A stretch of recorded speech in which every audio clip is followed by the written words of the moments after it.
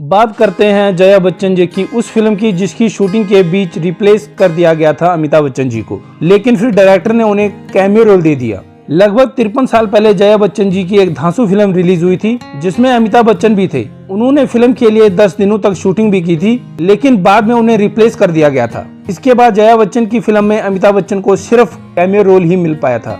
बॉलीवुड की दिग्गज एक्ट्रेस जया बच्चन जी ने साल 1963 में सत्यजीत रे की बंगाली फिल्म महानगर से डेब्यू किया था, लेकिन उन्हें लीड एक्ट्रेस का रोल गुड्डी फिल्म में मिला था।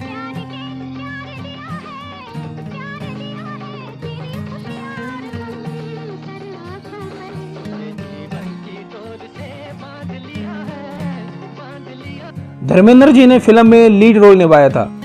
दिलचस्प बात यह है कि अमिताभ बच्चन जी भी इस फिल्म का हिस्सा थे और उन्होंने शूटिंग भी शुरू कर दी थी, लेकिन बाद में उन्हें रिप्लेस कर दिया गया था। गुड्डी फिल्म साल 1971 में रिलीज हुई थी, जिसमें जया बच्चन जी ने स्कूल गर्ल की भूमिका निभाई थी, जो धर्मेंद्र जी की बड़ी फैन होती है। फिल्म में धर्मेंद्र ने अपना ही किरदार निभाया था, लेकिन फिल्म की चलती शूटिंग के बीच अमिताभ बच्चन जी का पत्ता कट गया था।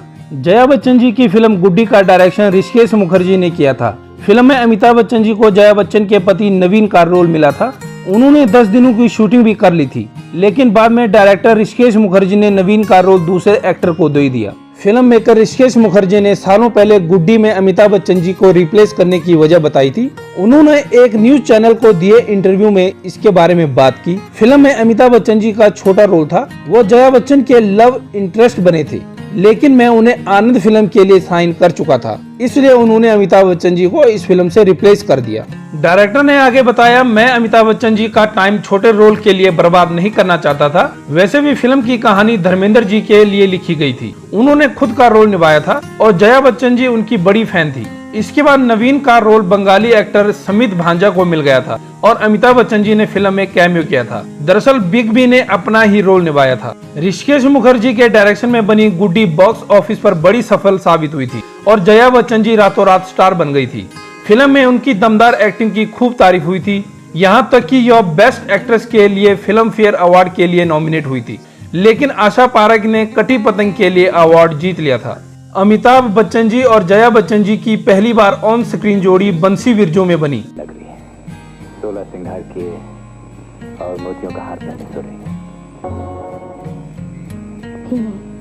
इसके बाद दोनों सितारों ने कई फिल्मों में काम किया, जिसमें चुपके चुपके, शोले, मिली, जंजीर, अभिमान, सिलसिला, कभी खुशी कभी गम फिल्में शामिल हैं। मालूम हो कि साल 1973 में अमिताभ बच्चन जी और जया बच्चन ने शादी रचा ली थी। 9 अप्रैल 1948 को जबलपुर के एक बंगाली परिवार में जन्मी जया बच्चन का पूरा नाम जया भादुरी बच्चन है।